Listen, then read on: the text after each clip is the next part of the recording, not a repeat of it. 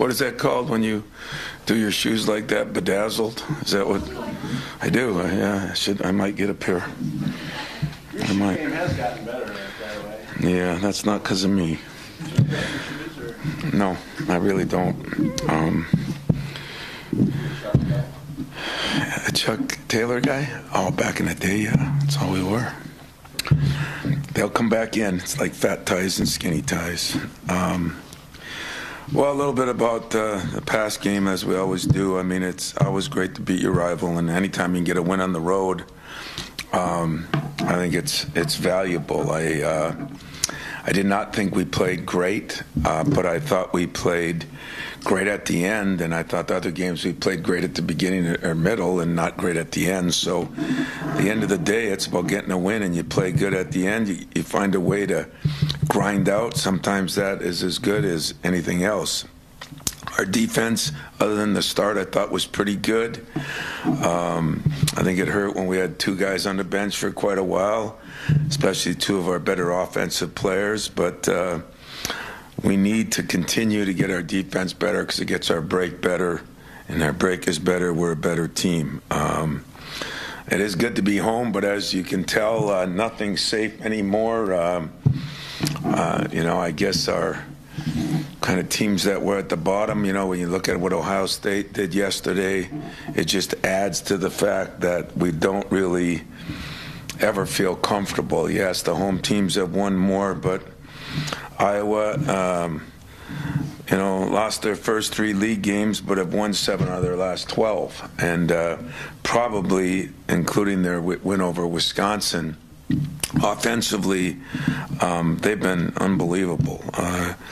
It's an experienced lineup with Perkins and Sanford, of course, one of the best shooters in our league, and McCaffrey, who was out for a little bit, but Patrick's a very, very good player, and the Cricky kid, the transfer from Valpo, has helped him. The Freeman kid has had 2 big games. As in the last 3, it was a kid we recruited some, and I'll be honest with you, I think is going to be, one of the 2 guys that'll be freshman of the year, and he's played extremely well for them, especially as of lately. They're one of the top scoring teams in the league at almost 80 points a game, and they get to the free throw line 20 times, but more importantly, they shoot 80% from the line. So I think defending without fouling is going to be important. Transition defense, they're one of the best running teams in our league. They score off of make buckets and missed.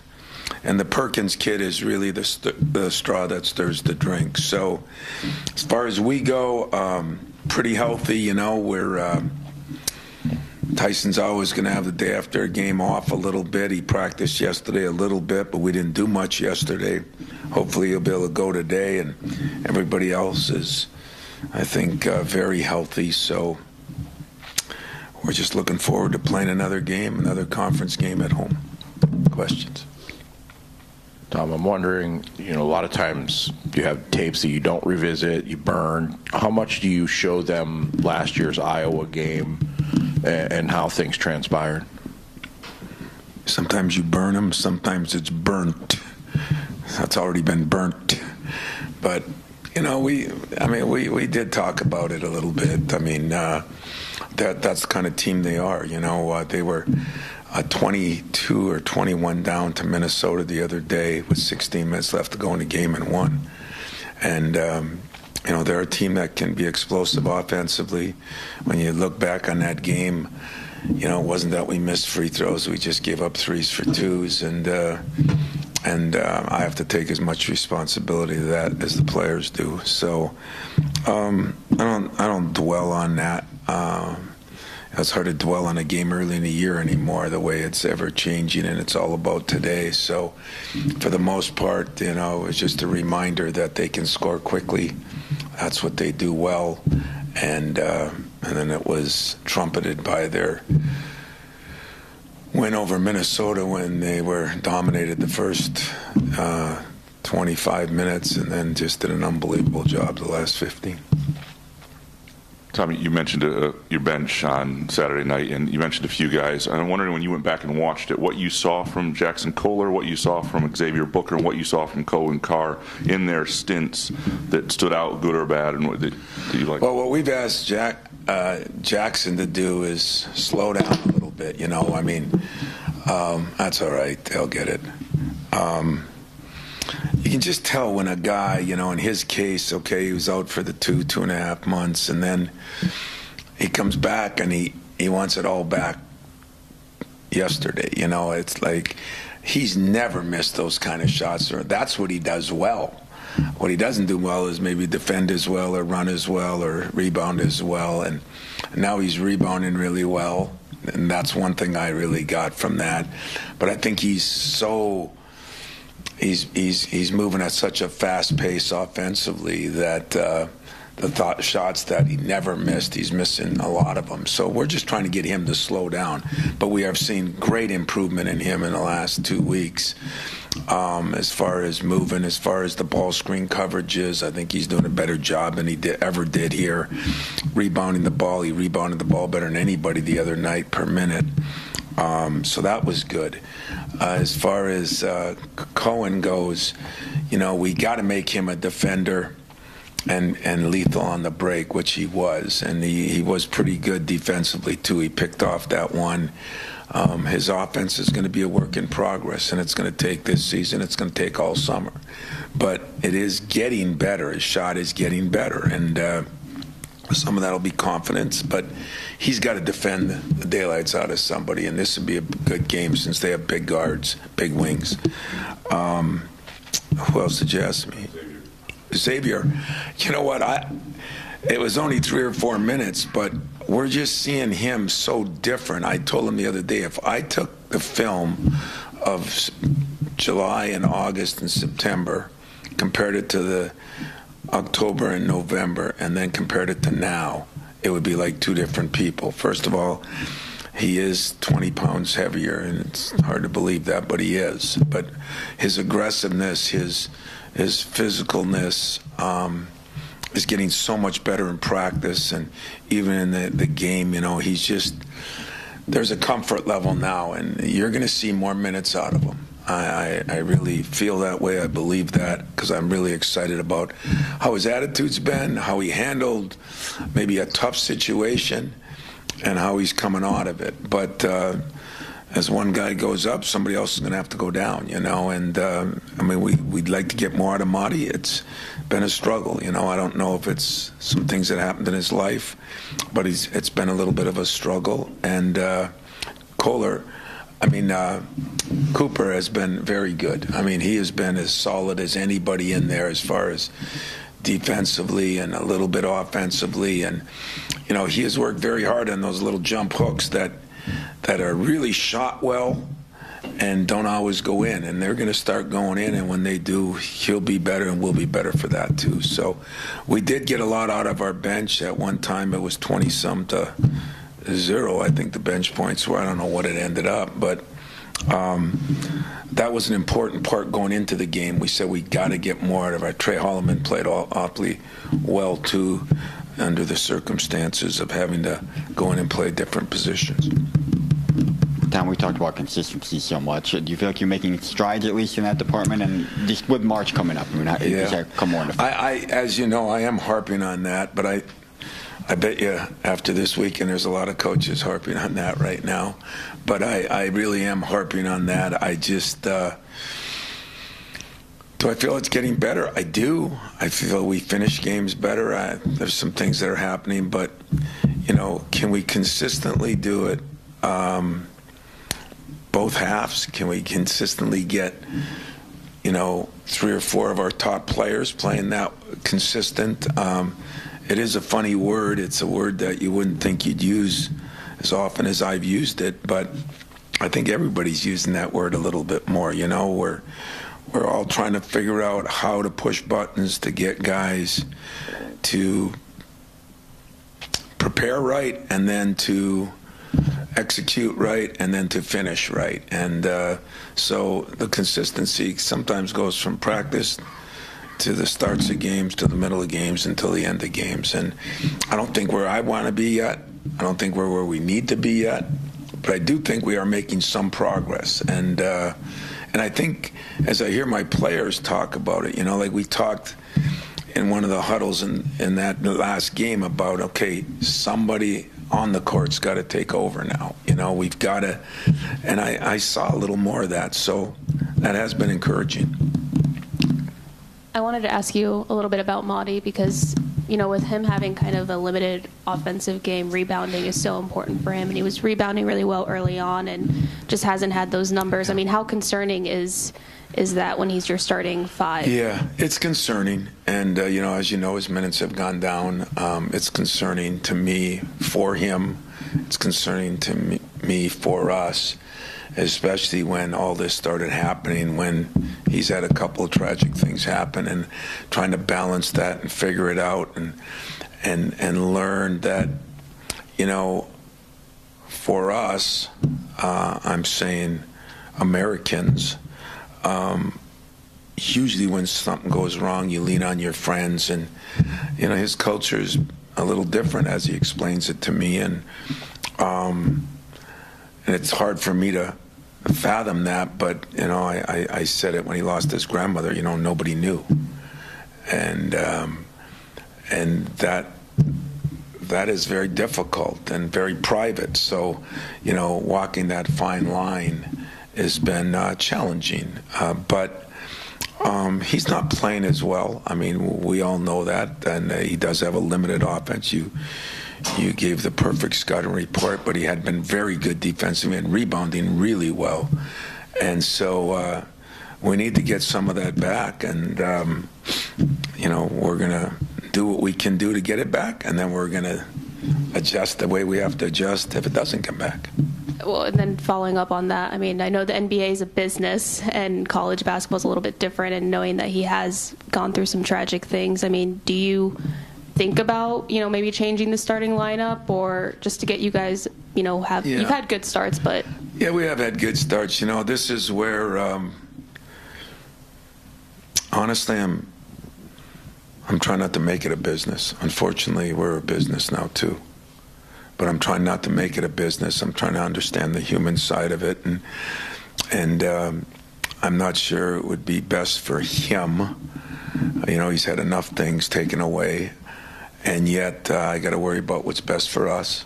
And I'm trying to walk that fine line right now. And right now, we have gotten off to some pretty good starts, and it would help if we can elevate him a little bit. But that could happen, but it's not happening yet. Best way I can say it. I was going to ask you about, you talk about consistency. That's something that I would imagine you want to try and keep consistent too. I mean, how much does that, like when you make a late season change, I would imagine there's a ripple effect that comes with that. Yeah, I think the positive on it is, it's not like we're expecting this and this out of Marty. We know how many minutes he's played, but. I never just give up on a kid either, and I say that, maybe it comes to time. If I thought it was the pressure, I'd say maybe it'd be good to come off the bench. That's happened with a few players, and as I try to spend a little more time with him, maybe that's what we'll do to try to help him. But we're going to try to help him and help us. And if helping him means we start him, and it doesn't help us, then I've got to look at, unfortunately, as you say, the business side. Right now, I'm looking at, I don't think it changes a lot, and I just don't want to, I want to look at the human side, which we don't do enough either. And right now, Marty is, we all know he's struggled a little bit, and we've acted accordingly in the minutes. But that would be the next step if it had to be. But I'm hoping it doesn't have to be. I'm hoping he comes around a little bit. We'll see what happens. mentioned it a little bit earlier, Tom, with Tyson missing, or, holding him out of practice strategically. Just what is sort of the preservation idea with it? Other times in games, you guys are looking like, hey, if we can save him a little bit here or there, or how much do you want? Yeah, we don't have that. We don't have have that luxury, and he's assured me that it gets tight, it does this and that, and trainers and doctors. I mean, it's probably not going to go away, but he played, I thought, one of his best all-around games Saturday. He scored it, he took it to the basket, he passed it, he threw some great lobs, and he defended pretty good, and he rebounded decently. Had, I think, 3 or 4 steals. I mean, that was, I think, his best game in 3 weeks as far as overall. Wasn't his best scoring game, but overall. We're not looking at it like I'm playing an injured guy. I'm playing a guy that's not 100%. He's hurt. He's not injured. There's a difference, and hurting a little bit. Everybody's hurting at this time of year. Him a little bit more, and his size and everything. And he relies so much on his speed that it's it's different than some other guys. But he was in today. He's doing great. So I'm okay with where he is.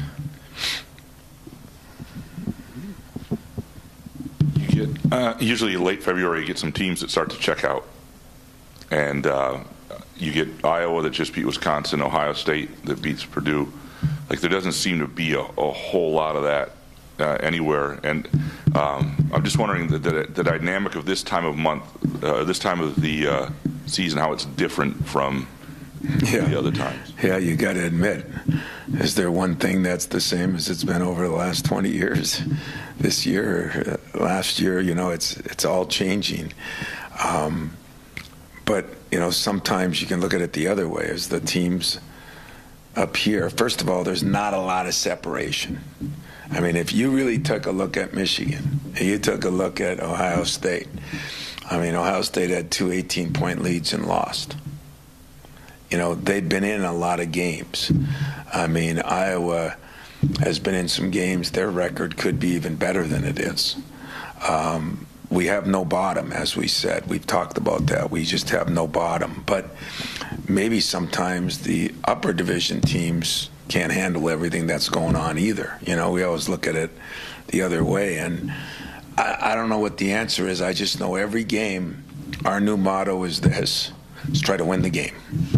I've never seen a year where, coaches I talk to or myself is not looking ahead. We're all human just like you are. You look for a big matchup, or you look for the rivalry game. Can we win this game? And I don't know if that's good or bad, but that's the way it is. And I think everybody's trying to stay focused on each and every game. But the separation, and this is why I just hate the net and everything, in my personal opinion, because the separation is so close with all these teams. The win and loss, there's still an eye test. Did you lose the game by 2 or 3 because somebody missed a free throw and somebody made an incredible shot? Whatever it is. And this year in our league, there's been more tight games and more. How many teams do we have that are got 6, 7, or 8 conference wins? 10? Maybe more? Probably more, right? 12, actually. So that's not the norm for most years either, and there's usually more separation. So I don't know. That's for you guys and the analytics people to figure out. I'm just trying to figure out how to win one more game. And but keeping your guys consistent is kind of the key. If we can do that, and I watched some of that Purdue game. God, you look at Ohio State. Did Purdue play as well? Probably not. But boy, you look at Ohio State and they look legit. And then you think of some of those players that played well, and they played well last year. And so, and they've been in games all year. So, Michigan, that was a good win for us. They got talented guys. They've just got a tough situation down there that I don't know any coach could deal with. Tyson Walker being out on Saturday and back on Wednesday, I don't think I could deal with that very well. So sometimes you got to go with the cards you're dealt, and that's what everybody's trying to do. Not sure if you've been asked this in a while, but just curious how things are going with Jeremy and his progress right now. Yeah. Jeremy's had unbelievable progress. I mean, he's shooting now and doing things that I never thought he'd do. In fact, I just talked to his mom and dad. They were at the game the other night, and I said, man, there's some guys that are quick healers and some guys that aren't quick healers. He is a tremendously quick healer. I mean, he was walking, and now he's doing a lot of stuff. He's jogging, I think, underwater, and does that mean he's going to play this year? No. But does that mean that he's really getting better and will have a spring and summer to get well on and improve his skills? Yes. So I've been very. Jeremy's a unique kid, man. He's still in those huddles. He's in those timeouts. He's at the half times. He's always got something to say that's right on, and I appreciate that about him.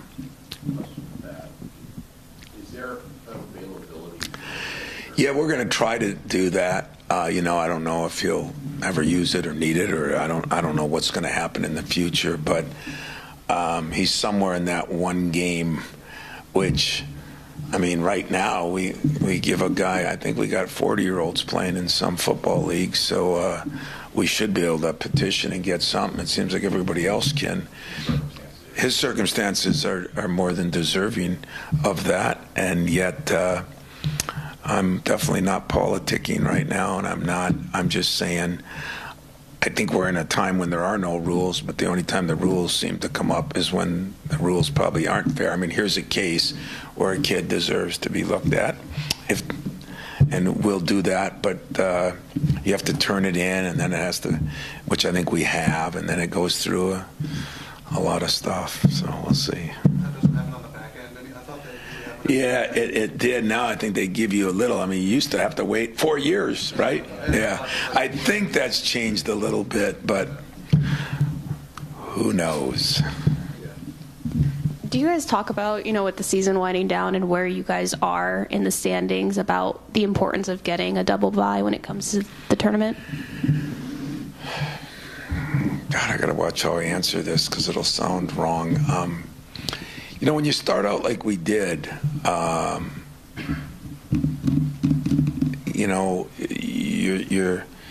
you really don't care where you are if you can't win it.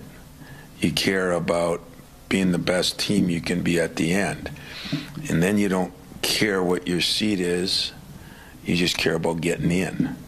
And there have been many years, I mean, 3 or 4, when we've had to worry about that as early as we did this year. And so I've tried to keep that boulder off their backs. I think I'm keeping the boulder off their backs that, hey, we put ourselves in a position where we have a chance. But who knows what these other teams are going to do. But it hasn't been a battle cry. As I said, we haven't very often, but there's teams that have, played 4 games and won it all. I think Iowa or Illinois one year, meaning the conference tournament. And, we've been a 7 seed and got to a Final Four. So I think this day and age, there's so little difference between those teams. It's still playing the game. The 1 extra day rest in the tournament would be, but I think we had bigger fish to fry then, so we haven't really harped on that. We've talked about it. We said, this would be nice if we can do this, but these guys have had enough pressure on them. Everybody, of course, talks about the streak in the NCAA tournament, and a month ago that was in jeopardy.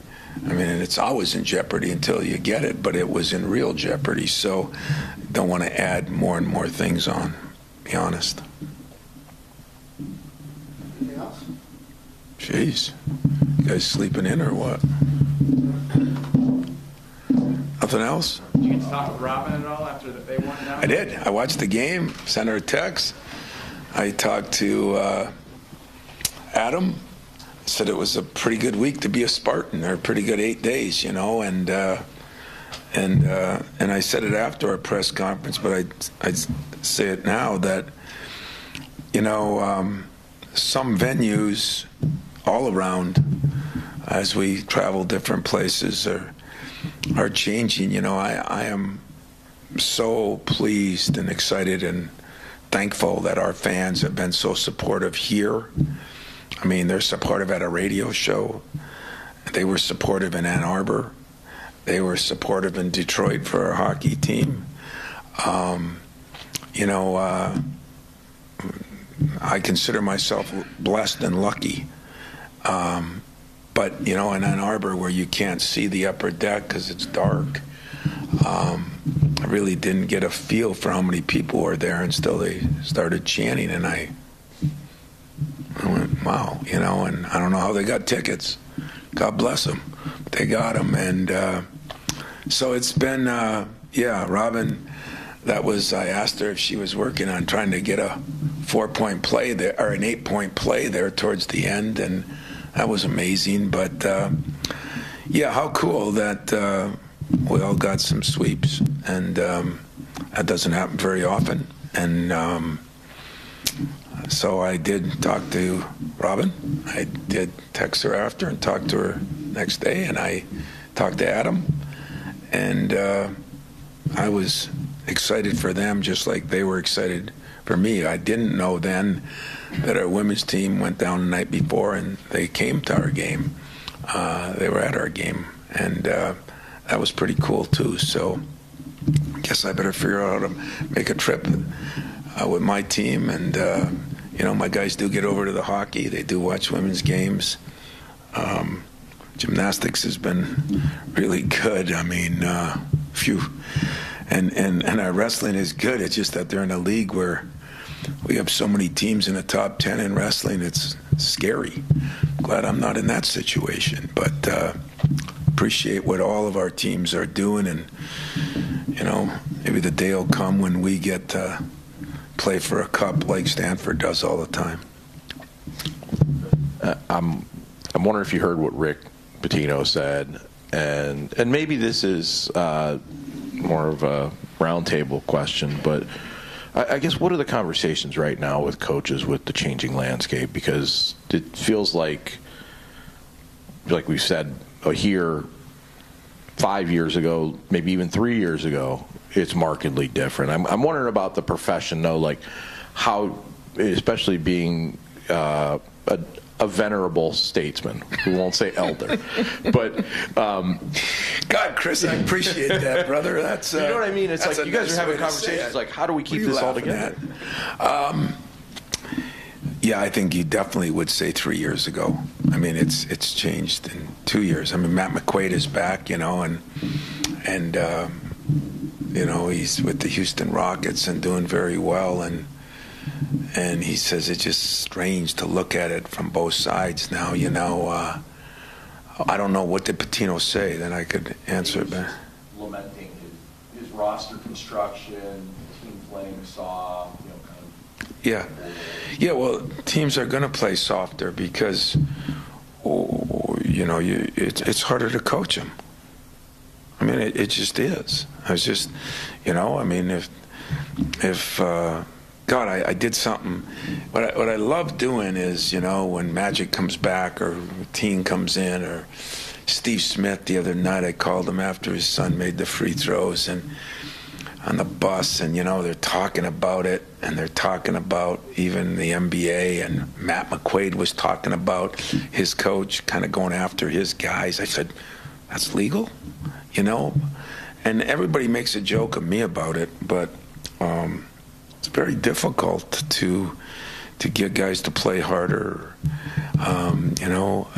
That has to be. Last night I watched some of The Last Dance, and I picked a segment that I remembered that Steve Kerr talked about how Michael was in practice, and guys were mad at him and this and that, and I'm going, that's how you win championships.